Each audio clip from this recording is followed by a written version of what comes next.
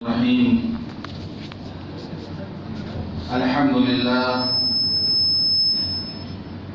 لله رب العالمين، والصلاة والسلام على سيد الأنبياء والمرسلين وخاتم النبيين سيدنا محمد وآله وصحبه أجمعين، ومن تبعهم بإحسان ودعا بدعوتهم إلى يوم الدين. أما بعد، قال الله سبحانه وتعالى في القرآن المجيد والفرقان الحميد: أعوذ بالله من الشيطان الرجيم، وذكر فإن الذكرى تنفع المؤمنين. صدق اللہ العظیم. محترم بزرگوں، دوستوں اور دینی بھائیوں، اللہ تعالی اپنے حبیب سے فرماتا ہے کہ وذکر، آپ نصیحت کیجئے. وذکر، آپ نصیحت کیجئے. فإن الذکرى تنفع المؤمنین، اس لیے کہ نصیحت ایمان والوں کو فائدہ پہنچاتی ہے. نصیحت کہتے ہیں خیر خواہی کرنے کو. حدیث پاک میں آتا ہے کہ الدین النصیحہ، دین خیر خواہی کا نام ہے.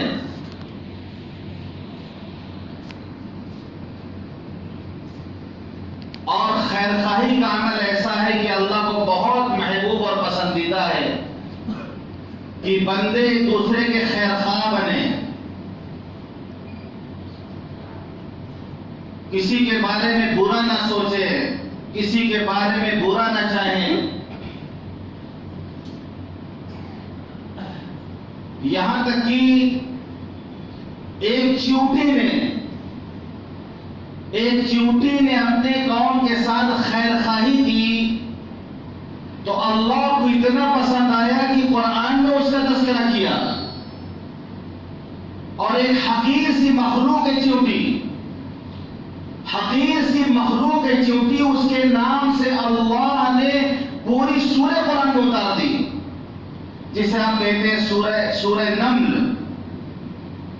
اس میں یہ واقعہ ہے کہ حضرت سلیمان علیہ السلام اپنے لشکر کے ساتھ کہیں جا رہے تھے. چیونٹیوں کی وادی سے گزر ہوا.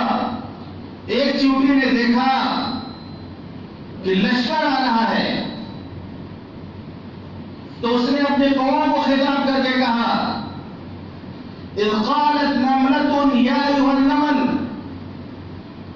ادخلوا مساکنکم لا یحطمنکم سلیمان وجنودہ وهم لا یشعرون.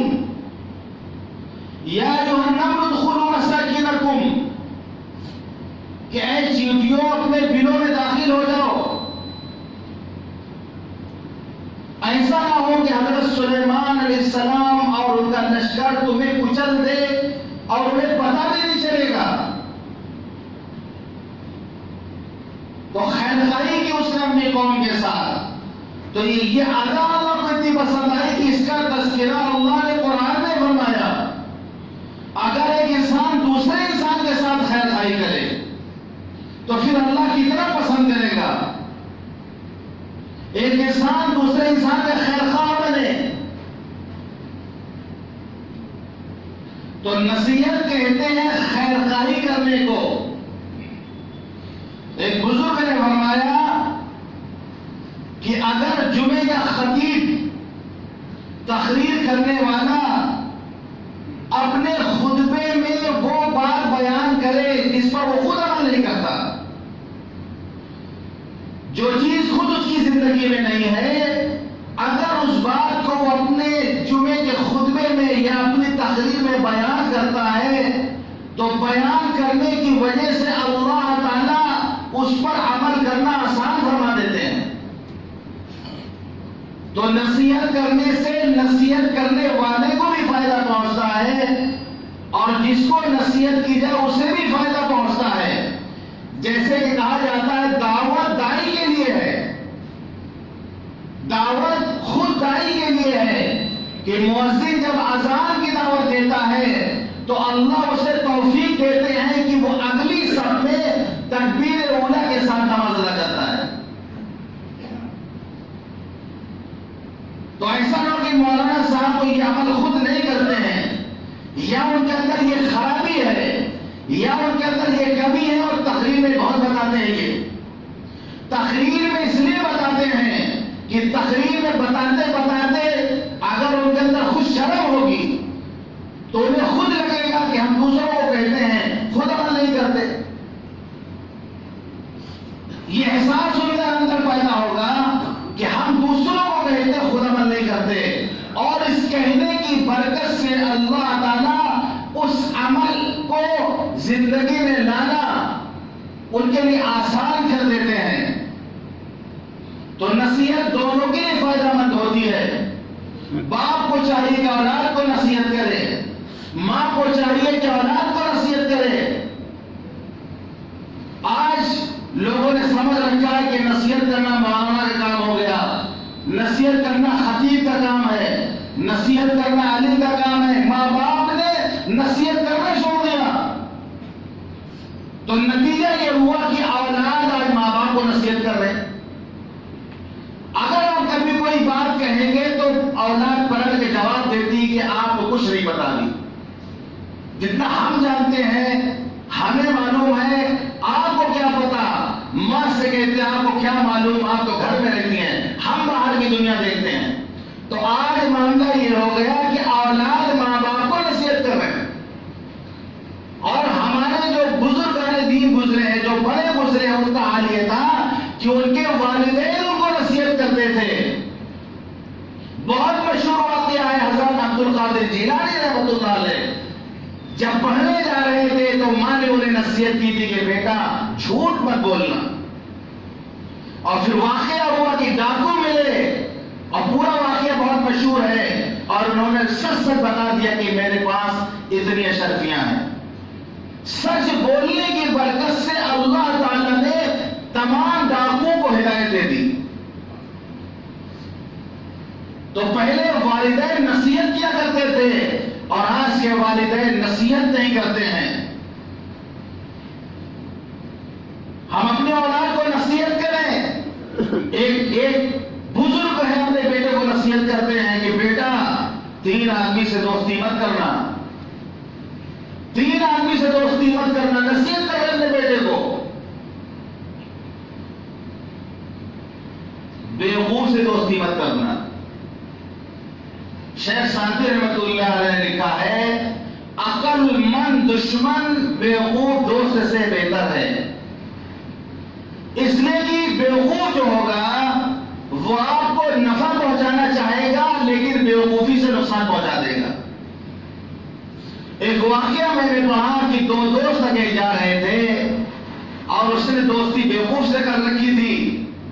اس سے کسی کا جھگڑا ہوا تو اس کا بیوقوف دوست اپنے دوست کا دونوں ہاتھ پکڑ لیا. اب اس کا ہاتھ نہیں چھوڑ رہا اور سامنے والا خوب مار رہا، خوب مکہ مار رہا اس کو. یہ اس کا دونوں ہاتھ پکڑے ہوئے ہے.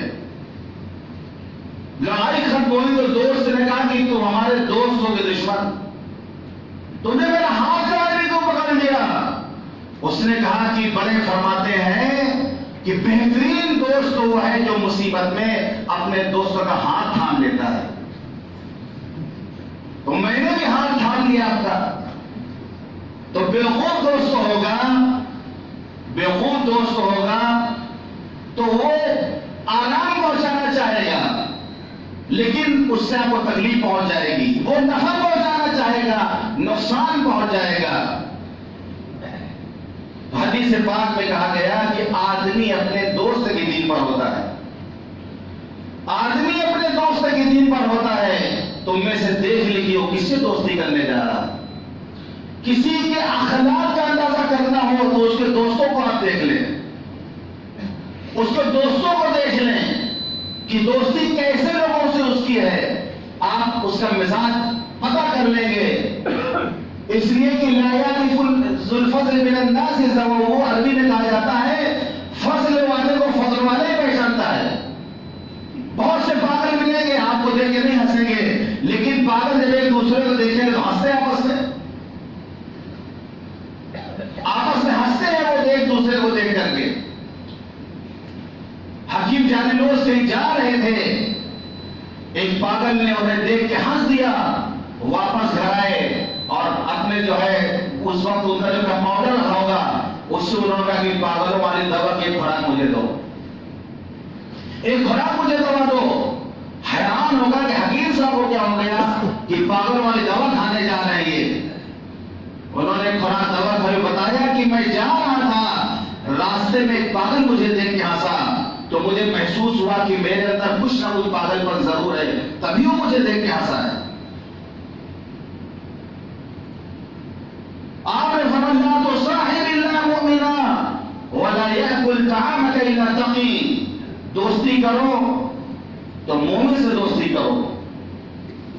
تمہارا کھانا نہ کھائے مگر متقی اور پرہیزگار لوگ، یعنی اپنا کھانا متقی اور پرہیزگاروں کو کھلاؤ اور دوستی مومنوں سے کرو.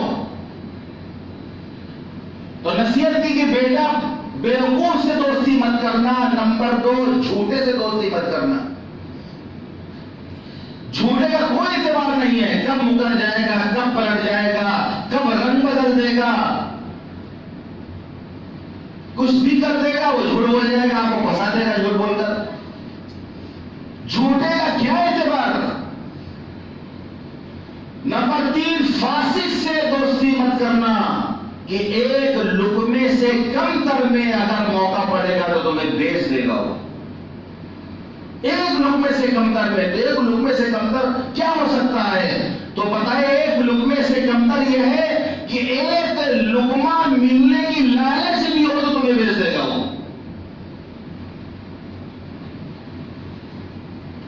تو 3 طرح کے لوگوں سے دوستی مت کرنا. باپ نے بیٹے کو نصیحت کی.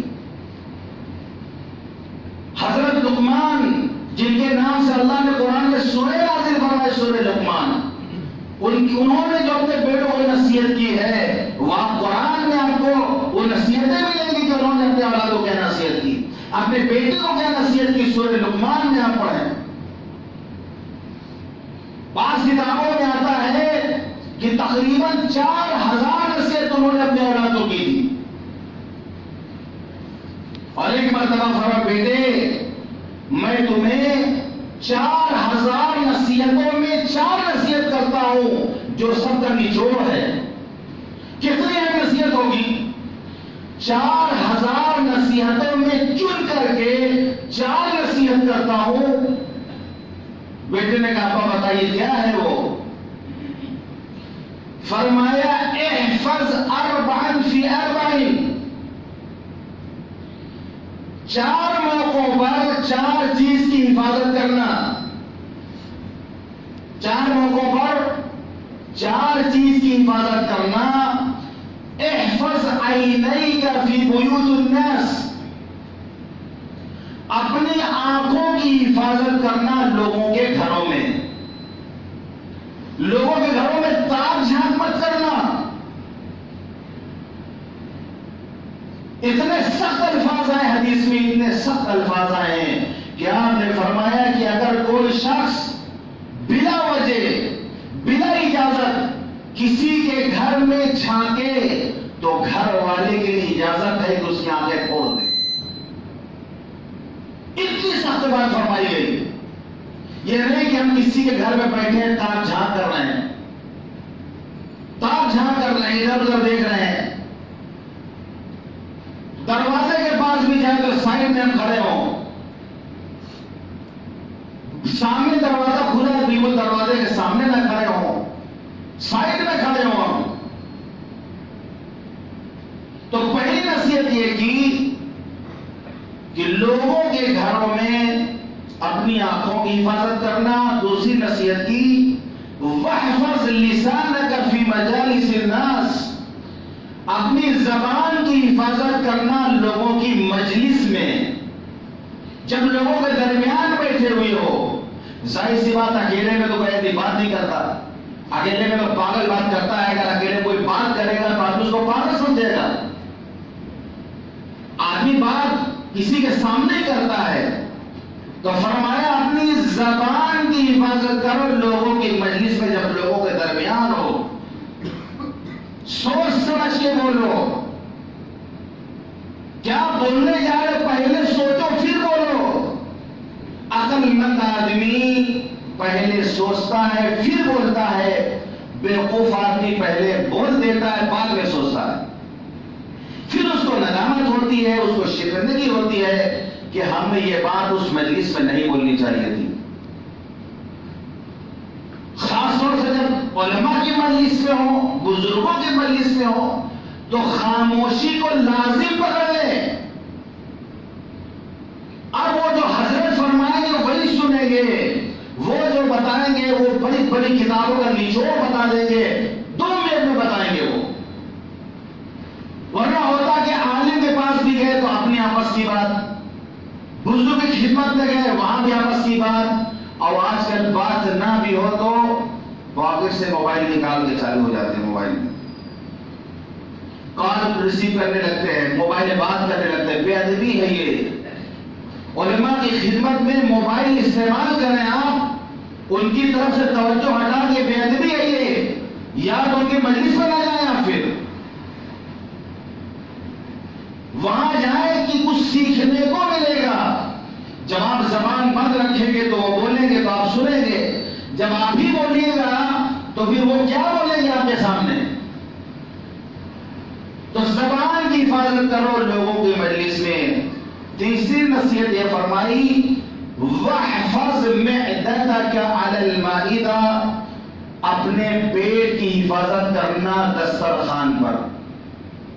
یہ نہیں کہ مالے مفت دلے بے رحم، کہ آج جو ہے آج مل گیا ہے مفت کھانا تو یہاں تک کھا لیا پورا، ایک حصہ کھانے کے لیے ہو، ایک حصہ پانی کے لیے ہو، ایک حصہ سانس لینے کے لیے ہو۔ اب دیہاتی کا دعوت میں گیا یہاں تک اس نے کھا لیا، کسی نے کہا اتنا کھایا اور پانی کہاں پیوگے؟ کہنے لگے کہ پانی تو اپنا راستہ خود بنا لے گا، اور سسری میں سانس چاہے آوے اور چاہے نہ آوے۔ تو ایسا نہیں کہ دعوت مل گئی، مال دوسرے کا پیٹ اپنا ہے۔ زندگی کھانے کے لیے نہیں ہے، کھانا زندگی کے لیے ہے کہ آدمی کھائے کہ ہم کو جینا ہے۔ بعض لوگوں کا مقصد ہے کہ زندگی کھانے کے لیے ہے، ہر کھانے کے موقع پہ آگے آگے ہوتے ہیں۔ دسترخوان جب لگا ہوا ہو پہلے نظر پڑ جاتی یہ بول کے اپنی پلیٹ اٹھا کے رکھنا ہے چھاٹ کے ایک دم۔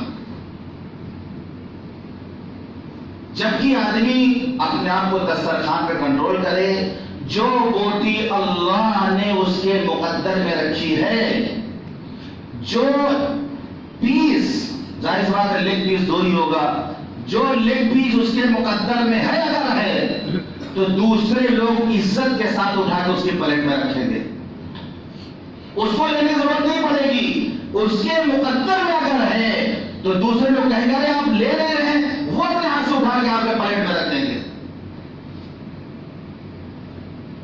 ورنہ تو ابھی ڈوگر جس کے پاس پہلے چلا جاتا ہے ساری بوٹی دوسری کے پلیٹ میں۔ یہ بڑا مشکل کام ہے، یہ آسان کام نہیں ہے۔ دسترخوان پہ اپنے آپ کو کنٹرول کرنا کیا سمجھتے ہیں؟ بہت آسان کام ہے۔ اچھے پھسل جاتے ہیں وہاں پر، اچھے لائٹ ٹپک جاتی ہے وہاں پر۔ بہت قیمتی نصیحت ہے کہ دسترخوان پہ اپنے آپ کو جو کنٹرول کر لے گا وہ بدنام نہیں ہوگا، وہ بے عزت نہیں ہوگا۔ بہت قیمتی نصیحت ہے، کہیں پر بھی ہم جائیں تو دسترخوان پہ اپنے آپ کو دے کے حفاظت کریں۔ اور چوتھی نصیحت فرمائی وَاحْفَظْ قَلْبَكَ فِي الصَّلَاةِ، نماز میں اپنے دل کی حفاظت کرنا۔ بخاری شریف کی روایت ہے، حدیث میں آتا ہے کہ جب نماز کے لیے اذان دی جاتی ہے تو شیطان آواز کے ساتھ ریح خارج کرتے بھاگتا ہے، اتنی دور بھاگتا ہے جہاں تک اذان کی آواز نہیں پہنچتی. جب اذان ہو جاتی ہے پھر بھاگ کے آتا ہے وہ. جب تکبیر شروع ہوتی ہے پھر بھاگتا ہے وہ. جب تکبیر ختم ہو جاتی ہے پھر آتا ہے اور پھر نمازی کے دل اور دماغ میں اپنا اثر ڈالتا ہے. دل و دماغ میں اپنا اثر ڈالتا ہے. بخاری شریف کی روایت آپ نے فرمایا ان الشیطان یجری فی الانسان ان الشیطان یجری من الانسان ان الشیطان یجری من الانسان مجرى الدم کہ شیطان انسان کے اندر اس طرح گردش کرتا ہے جیسے رگوں میں خون گردش کرتا ہے. جس طرح رگوں میں خون دوڑتا ہے اسی طرح شیطان اندر دوڑتا ہے انسان کے. اب وہ جو ہے آتا ہے نماز میں, حدیث کے الفاظ ہیں, آگے کہتا ہے اذکر کذا و کذا, فلاں چیز کو یاد کرو, فلاں چیز کو یاد کرو. نماز میں آگے شیطان کہتا ہے اذکر کذا و کذا, فلاں چیز کو یاد کرو, فلاں چیز کو یاد کرو. وہ جو ہے خیالات کی وادی اس کو بھٹکانا چاہتا ہے. اب نمازی ہے اس کو اچھا لگنے لگتا ہے, خیالات آتے ہیں مزہ آنے لگتا ہے, خیالات کی وادی میں گھومنے لگتا ہے. وہ مسجد میں نیت باندھ کے کھڑا ہے اور پتہ نہیں کہاں کا گھوم آتا ہے. وہ خیالات میں کہاں کا گھوم آتا ہے.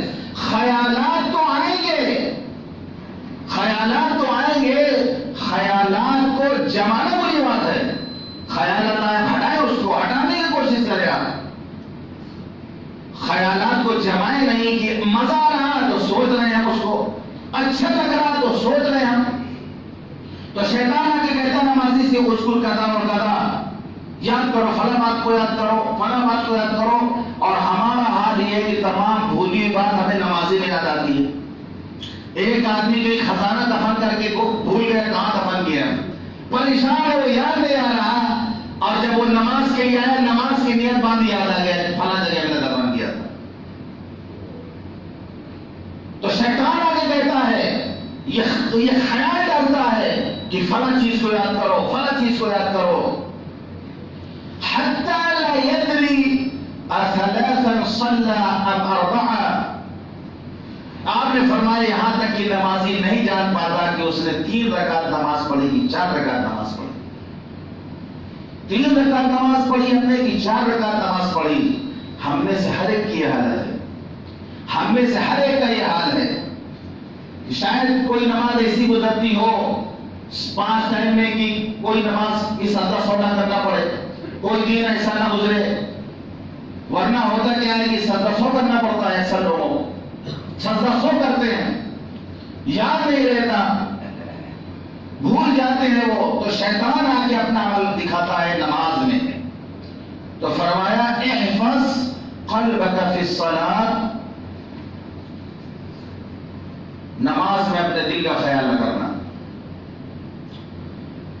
فرمایا یہ 4 تو ہو گئی, 2 باتیں الگ سے ہی بتا دیتا ہوں.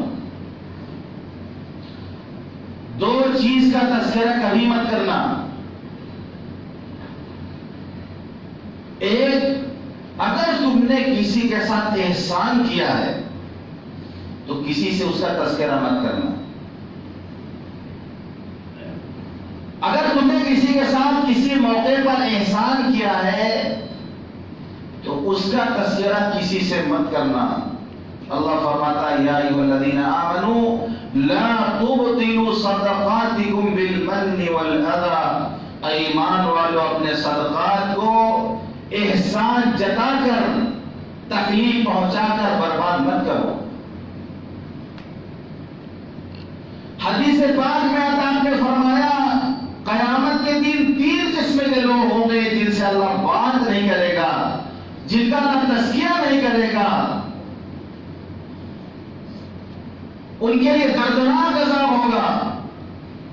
ان میں سے ایک وہ ہوگا کہ جس نے احسان کر کے احسان جتایا ہو. المنان, جس نے احسان کر کے احسان جتایا ہو تو اللہ نہ قیامت کے اسے بات کرے گا, نہ اس کا تذکرہ کرے گا, اس کے دردناک عذاب ہوگا. آج یہ کمی ہمارے اندر ہے کہ ہم کسی کے ساتھ کبھی بھلائی کر دیتے ہیں, احسان کر دیتے ہیں تو دوسروں سے اس کا تذکرہ کر دیتے ہیں, دوسروں کو بتا دیتے ہیں. اور کہا گیا ہے کہ تمہارے بائیں ہاتھ کو پتہ نہ چلے کہ تمہارے دائیں ہاتھ نے کیا خرچ کیا، بائیں ہاتھ کو پتہ نہ چلے کہ دائیں ہاتھ نے کیا خرچ کیا، اتنی خاموشی کے ساتھ دوسروں کو دو۔ آدمی کیا تو دیتا ہے لیکن دوسروں سے تذکرہ کر دیتا ہے، کبھی کبھی منہ پہ احسان جتا دیتا ہے کہ فلاں موقع پہ ہم نے تمہارے ساتھ ایسا کیا تھا۔ اللہ کے احسانات ہم پر ہیں، رات دن اللہ کی نعمتوں کی برسات ہم پر ہو رہی، لیکن اللہ نے کسی موقع پر اللہ نے احسان نہیں جتایا۔ ماں باپ احسان جتا دیتے ہیں آج، تو فرمایا کسی پر احسان کر کے کسی کو مت بتانا، اور دوسری چیز اگر کوئی تمہارے ساتھ برا سلوک کرے، تمہیں تکلیف پہنچائے، تو بھی اس کا تذکرہ کسی سے مت کرنا بلکہ اس کو معاف کر دینا۔ جو آدمی معاف کر دے گا وہ دوسروں سے کیوں بتانے جائے گا؟ اور فرمایا کہ دو چیز کو کبھی مت بھولنا، دو چیزوں کو کبھی مت بھولنا، ایک اللہ کو،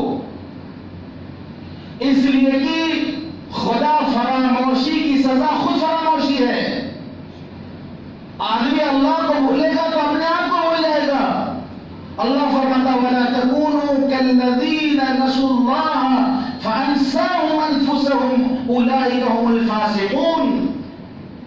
ان لوگوں کی طرح مت ہو جانا جنہوں نے اللہ کو بھلا دیا تو اپنے آپ کو بھول گئے۔ اللہ کو انہوں نے بلایا تو اللہ نے ان کو یہ سزا دی کہ وہ اپنے آپ کو بھول گئے۔ اولئک هم الفاسقون، یہی ہے فاسق لوگ۔ تو اللہ کو آدمی نہ بھولے، زندگی کسی موڑ پر اللہ کو آدمی نہ بھولے۔ یا اکبر الہ آبادی نے کہا تم شوق سے کالج میں پڑھو، پارکے میں پھولو، جائز ہے غبارے موڑو چرخے میں جھولو، پر ایک سخن بندے عاجز کر رہے یار، اللہ کو اور اپنے حقیقت کو نہ بھولو۔ کتنی بھی ترقی کر جاؤ، جہاں تک تم پہنچ جاؤ، کتنا بڑا منصب تمہیں مل جائے، لیکن اللہ کو اور اپنے حقیقت کو نہ بھولنا، اپنے اوقات کو پہچاننا کہ تمہاری اوقات کیا تھی۔ اللہ نے احسان کا معاملہ کیا ہے، ورنہ تمہاری حیثیت کیا تھی، تمہاری اوقات کیا تھی؟ کہ محمود غزنوی کا جو وزیر تھا ایاز، وہ رات میں کمرے میں جاتا، تھوڑی دیر رہتا، پھر واپس آ جاتا۔ دوسرے وزیروں نے شکایت کی کہ بادشاہ اس نے کمرے میں کوئی خزانہ دفن کیا، اس نے اپنے کمرے میں کوئی خزانہ دفن کیا جس کو چیک کرنے روزانہ جاتا ہے۔ یہ بادشاہ نے جب پوچھا تو ایاز نے کہا بادشاہ میں یہ راز ہمیں بتانا نہیں چاہتا تھا، یہ راز ہمیں بتانا نہیں چاہتا تھا، لیکن اب آپ نے پوچھ لیا تو مجھے بتانا پڑے گا۔ اور لے کر گیا اس کمرے سے ایک جو پرانا پھٹا ہوا کپڑا اس نے نکالا اور دکھایا کہ بادشاہ یہ ہے میرا لباس، کہ ایاز قدر خود رہا شناس، کہ ایاز اپنی اوقات کو پہچانے، بادشاہ میں غلام تھا، یہ کپڑے پہنا کرتا تھا پھٹے پرانے، آپ نے اپنا وزیر بنا لیا، آپ کی نظر عنایت ہم پر پڑ گئی، ہم وزیر بن گئے، تو ہم روزانہ اس کپڑے کو دیکھنے آتے ہیں اور اپنے آپ سے کہتے ہیں کہ ایاز قدر خود رہا شناس، کہ ایاز اپنے اوقات کو پہچانو کہ تم ایک غلام تھے جو یہ کپڑا پہنتے تھے، بادشاہ نے تم پر احسان کیا کہ تو وزیر بن گیا۔ میں اپنے اوقات یاد کرنے کے لیے یہاں پہ آتا ہوں، میں اس کو دیکھ کے اپنا وقت یاد کرتا ہوں۔ جو آدمی ایسا کرے گا اس کے اندر بڑائی پیدا نہیں ہوگی، اس کے اندر کبر نہیں آئے گا۔ تو فرمایا کہ اللہ کو اور اپنی حقیقت کو مت بھولنا۔ دوسری بات موت کو مت بھولنا، موت کو مت بھولنا۔ حدیث پاک میں آتا ہے، ہم نے فرمایا اکثروا ذکر ھذا من لذات الموت، لذتوں کو توڑ دینے والی موت کو کثرت سے یاد کیا کرو۔ ایک دن مرنا ہے، آخر موت ہے، کر لے جو کرنا ہے، آخر موت ہے، موت کو مت بھولنا۔ آج گناہ سرزد ہوتے ہیں، اتنی نافرمانیاں ہوتی ہیں، اس کی بنیادی وجہ یہ ہے کہ ہم سب موت کو بھول جاتے ہیں۔ آج ہمارے قلوب زنگ آلود ہیں، زنگ لگ گئے دلوں میں گناہ کرتے کرتے۔ آپ نے فرمایا جس طرح لوہے کو زنگ لگ جاتا ہے اسی طرح دلوں کو زنگ لگ جاتا ہے۔ صحابہ نے پوچھا اللہ کے رسول وہ زنگ کیسے دور ہوگا؟ فرمایا قرآن کی تلاوت کرنے سے اور موت کو یاد کرنے سے۔ 24 گھنٹے میں ہم ایک وقت ایسا نہیں آتا کہ ہم موت کا تذکرہ کریں، بلکہ موت کا لفظ آ جاتا ہے تو لوگ نحوست سمجھتے ہیں کہ یہ بات دوبارہ مت کہنا اپنے منہ سے، موت کا نام تم نے کیسے لے لیا؟ اللہ نہ کرے ایسا ہو، لگتا ہے کہ ہمیں مرنا ہی نہیں ہے۔ عورتوں کے ساتھ میں ہم موت کا تذکرہ کرتے ہیں تو بھڑک جائے گی وہ، کیا کوئی اچھا لفظ بول لیا؟ یہ موت کا تذکرہ کیوں کرتے ہیں؟ ظاہر سی بات ہے آج معاشرے میں موت کو کے لفظ کو ناپسند کیا جا رہا، اور اللہ کا شکر ہے کہ جو جان نکالنے والے فرشتے آتے ہیں وہ رشوت اور سود رکھے تھے، ورنہ مالدار لوگ مال دے کے غریبوں کو سڑکاتے رہتے ہیں اور خود جیتے رہتے ہیں۔ یہ جو باہر کھٹیا رکھی چارپائی کون اس پر لیٹنا چاہتا ہے؟ وہ تو اللہ تعالیٰ زبردستی اس پر لٹاتے ہیں۔ ابھی کسی سے کہا جائے کہ لیٹ جاؤ، اس پر کون لیٹے گا؟ اس پر دروازے کے باہر رکھنے نہیں لوگ دیتے اس کو، ڈرتے اس چارپائی سے ڈرتے ہیں لوگ جس پر ایک دن کو خود لیٹ کے جانا ہے۔ تو یہ سب لاپرواہی ہے، یہ سب موت سے غفلت ہے کہ میت کی کھاٹ کو دیکھ کے آدمی ڈرے۔ ماں باپ گھر میں جہاں جس جگہ انتقال ہو جاتا ہے اولاد ڈرتی اس جگہ نہیں جاتی، پھر اس کمرے میں نہیں جائیں گے، اس جگہ نہیں جائیں گے، اس چیز کو استعمال نہیں کریں گے، ان کے لباس کو استعمال نہیں کریں گے، ان کے سامان کو استعمال نہیں کریں گے، سب نکال کے کہیں گے کہ بانٹ دو غریبوں کو۔ اور نیت کا ثواب کی نہیں، ڈر اندر بھرا ہوا ہے، اندر ڈر بھرا ہوا ہے۔ گھر میں کسی کا انتقال ہو جاتا ہے، ظاہر سی بات ہے کسی نہ کسی کا انتقال ہوتا ہی گھر میں، گھر والوں کی کیا حالت ہوتی ہے؟ جس کے ساتھ ہم کھاتے تھے، پیتے تھے، بیٹھتے تھے، ہنستے تھے، حالت یہ ہوتی ہے جس کے ساتھ ہم سوتے تھے وہ بھی جب مر جاتی ہے تو اس کمرے میں آدمی جانے سے ڈرنے لگتا ہے۔ تو موت کو بہت ناپسند کیا گیا ہمارے معاشرے میں اس لفظ کو، اس لیے اس کا تذکرہ نہیں ہوتا۔ موت کا تذکرہ کثرت سے ہونا چاہیے، کیونکہ آپ نے فرمایا اکثروا ذکر ھذا من لذات الموت، لذتوں کو توڑ دینے والی موت کا تذکرہ کثرت سے کرو۔ یہ ہمارے نبی کا حکم ہے کہ موت کا تذکرہ کثرت سے ہوگا تو پھر جو ہے لذتیں ٹوٹیں گی، لذتوں کو توڑ دے گا یہ تذکرہ، انسان غفلت سے جاگے گا، انسان ہوشیار ہوگا، موت سے پہلے موت کی تیاری کرے گا۔ تو آخری نصیحت یہ کی کہ دو چیزوں کو کبھی مت بھولنا، اللہ کو اور موت کو، یہ دو چیزوں کبھی مت بھولنا۔ اللہ تعالی ہمیں توفیق دے، جس طرح ہمارے بزرگوں نے یہ نصیحت کی اور اللہ کتاب لکھنے والوں کو جزا خیر دے جنہوں نے ان نصیحتوں کو محفوظ کیا کہ آج یہ نصیحت ہم آپ کے سامنے کر رہے ہیں، آپ بھی یہ نصیحت اپنے بال بچوں میں جا کے کریں، اولاد کو نصیحت کریں۔ والدین کا یہ حق ہے، والدین کا یہ فریضہ ہے کہ اپنے اولاد کو نصیحت کرتے رہیں تاکہ اولاد بگڑنے نہ پائے، اولاد کی اصلاح ہوتی رہے۔ اللہ تعالی ہم سب کو کہنے اور سننے زیادہ عمل کرنے کو توفیق عطا فرمائے۔ وآخر دعوانا